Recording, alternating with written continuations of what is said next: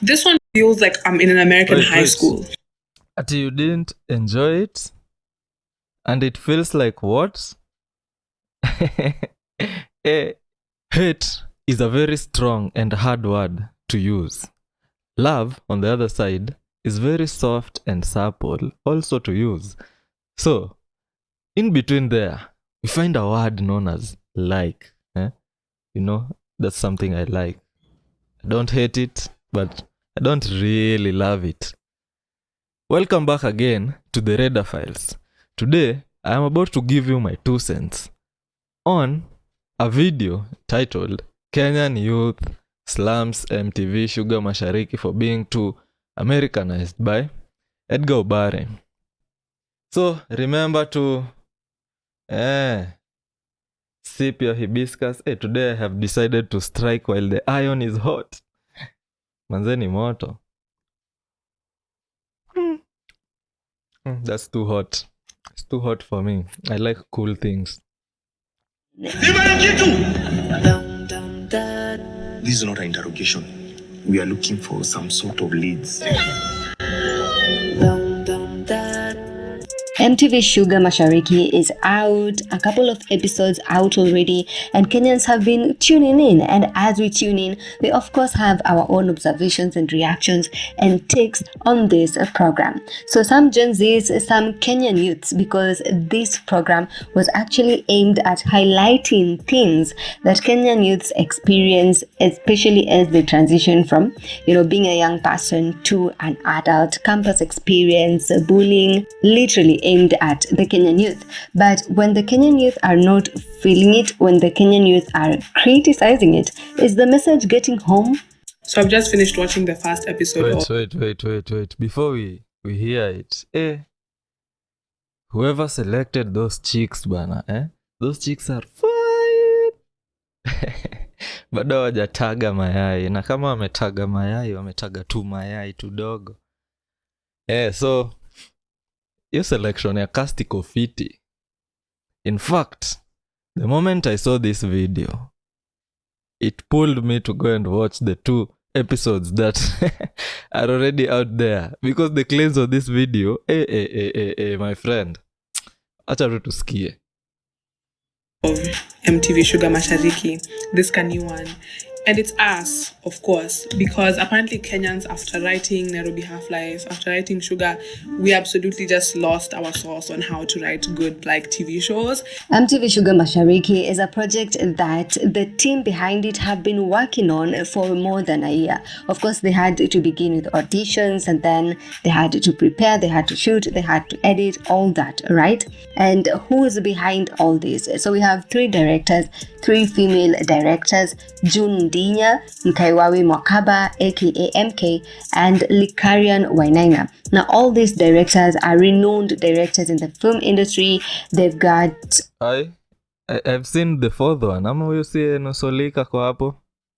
Huge portfolios. They've done projects that have even won awards. There's also the production company that was backing this project, and this is Multan Productions Limited. And they have also got a resume, like they have also worked on other Kenyan shows including Selena, Nafsi, Mofire, and they have also a couple of multiple awards under their belt. Yeah. Looking at the person who was in charge of the visuals, this is the settings, the photography, the cameraman, and just look at the way these clips look like. Unaweza tell the cinematography in this movie is going to be crazy. Ama ni series. You can tell it's going to be crazy. The colors they've chosen. Again, the cast. Mse. Hii ni mbaya. And some of the outfits, the person who was doing all this or working on all this, of course, hand in hand with the other people in the industry, was Eno Solik, and that's a big name when it comes to production in Kenya.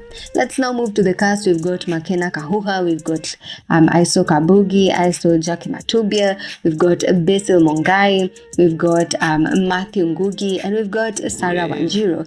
Most of these people, you probably know them, you've seen them in other Kenyan films as well. So what are we trying to say here? We're trying to say that almost everyone who is working on this film production is someone who has experience in the Kenyan film industry. Not long after the first episodes were released, critics are already flowing in. There's a Kenyan lady on TikTok who made a video pointing out some of the laws of this film and why she didn't enjoy it.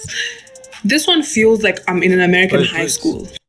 Ati you didn't enjoy it? And it feels like what? Hey, this one I have to get a little bit keen. This one feels like I'm in an American high school. There's an anime nerd. And I know that Kenyans now, Nairobians now love anime, but I feel like they are making it seem like they are making it like an American TV show where you have like this anime nerd and he's weird and awkward, like, you know, and it's just like, no, like Nairobians, like that's not like really like how people consume anime in Kenya, like, you know. Also, they have like an like a rugby team, but it's just like, you know, an American football team. Accents. Everyone is speaking in catchphrases, like American catchphrases. Like, I don't know what happens, but Kenyans speak English, but every single time scripts are written in English. Nashanga. It's like atujai ongea lugha. Then the fashion. Why is everyone... Before she talks about the fashion, there's an anime nerd hapo hivyo, na nilimcheki. I think yeye ndio main character. The anime nerd belong to... he's the son of the dean of the university, yeah? That's the anime nerd. And this same anime nerd is still in and I try to get into the rugby team. If you ask me, anasema it's Americanized, I'd say that's a very big lie she's spewing onto you guys, because perhaps she has not been to universities like Queer, she has not been to universities like Daystar, university gani ingine, Strathmore. If you get to these kinds of university, watu wanasemanga ni private universities, you will understand that this is the life there. This is the life out there, bana. Miss Bia anasema nini ati it's Americanized. What I saw, actually, it is a very great depiction of a fantasy that has been brought to reality, yet it is still following the things that happen in these kinds of universities. So for her to say something like that, like atikuna anime nerd, bruh, if you are already a guy who likes things that not the majority people like, clearly it is going to be a little bit awkward if you are trying to cater, because for the film they are trying to cater for the whole culture within the school. So there's going to be these secluded groups, and these secluded groups are clearly depicted in this nezaita film hata sasa sahi kwa sababu ya venye wamefanya kazi safi. Yeah, so akisema hivyo ati kuna rugby team in a same American football, to some extent manze, kuna places zingine hapo niliona hapa hivi ni kama mnatuchocha bana, ati mtu anaonyeshwa hadi kukatia ati like ati fikie ule dance je nini, alafu anachekelewa, then anakuja anaambiwa yo that's not how we do it. Me I really doubt. Me the way I remember my campus days, ukienda ulemewe, my guy, another guy will chipo your chile, atapita na huyo mdem mwenye ulikuwa unamezea mate, ubaki hapo uko like what the fuck just happened? Did that just happen? Kuna vitu zingine kidogo walionyesha, they are going to the extreme. But the reason for this, because I have also been a director in a film, it's to go to an extreme, and we always go to extreme so that you can tell the best stories ever. And about the fashion, hata before she talks about the fashion, god damn, me I like the way these people are dressed. I like the way the guys are expressing themselves by braiding their hair, it is not something that you usually see in these the universities that I have mentioned. Most of them utapata guys are always rocking fades, but in this video in this film you will realize that they are free to express themselves, and that is something I'd like to see like a change happen in our universities. The guys should be allowed to do whatever they want with their hairstyles as long as it is not provocative.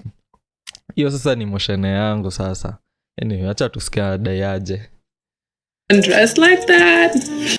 Her video has really ignited a conversation regarding this film and all in all Kenyan films and Kenyan TV shows. As I was going through the comments, some people were agreeing with her and were on the same page with her, whereas others were pointing out that the film is actually good and very entertaining and they've been enjoying it so far. Also, out of the total views that her video got, 10% of the viewers liked the video. And I think that's also to say that they too agreed with what she was saying. But she's getting a clap back from digital activist and content creator Esther Kazungu, who seems to share a different opinion. Let's also take a listen. It's always weird that when Kenyans, if you create something good, people are always on your neck. Ama if you create something that is totally different from what they expected, watakuwa like, it's a good movie. Like Nairobi Half-Life, the one she's referencing.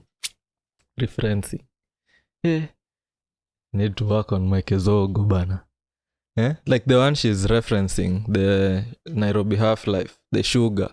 It was not a thing to talk about until there is another comparison in the market. So this shows me that these guys have done a very good job. If it can be compared to these other ones, kudos to these guys, manzi. I feel like then writers, like Kenyan writers and, script writers, directors, producers, they should keep making those authentic and relatable productions, because that's the only time Kenyans talk about the productions. Let me tell you, Nairobi Half-Life, okay, maybe we did talk about Nairobi Half-Life when it came out, but the only time I see people mostly talk about Nairobi Half-Life is when another production comes out and it doesn't match up. Auntie Boss, all the productions she has mentioned, I tried scrolling down to see if there was a separate video just paying homage to these good productions, these relatable family productions. So I think that's the loophole, guys. Kenyan writers, do that. Continue doing that, because that's the only way Kenyans will talk about your productions. I really would love to see someone sit down and just talk about how a production is good without having to see a bad production. Now, Joanze ko compare to wangefanya kama Nairobi Half-Life. And then so do you want many more Nairobi Half-Lives? Because there are many relatable Kenyan productions I've seen, but they're not talked about. The only time we talk about productions is when it's not relatable, when it has an issue. And then also, I don't believe a production can be fully bad. So I usually don't understand when someone creates a video and all they point out is bad. The one was meant as a response to the other. I think I agree with both ladies at some level.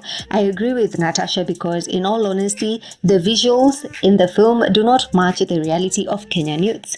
We do not have hostels looking like that in Kenyan campuses or even in Kenyan colleges. There's also the concern that Kenyan culture may get eroded as we strive to Americanize ourselves. So those were her concerns. Well, wait, you do not have hostels that these people need to live a little bit more in Kenya, bana. I think we have hostels that looks like that to some extent. Hata kama kwa ile inaitangwa locker room. Your locker room ilikuwa inakaa fiti mbaya, But when you go to these locker rooms za universities, the stench that comes from those rooms, bana, so it might be also a call out for them to improve. But kwa hostels hapo kidogo, I'd beg to differ. Because kuna watu wanaishi hivyo, kuna hostels zinakaa hivyo. Just need to get more in tune with those kinds of hostels, those kinds of environment, I mean.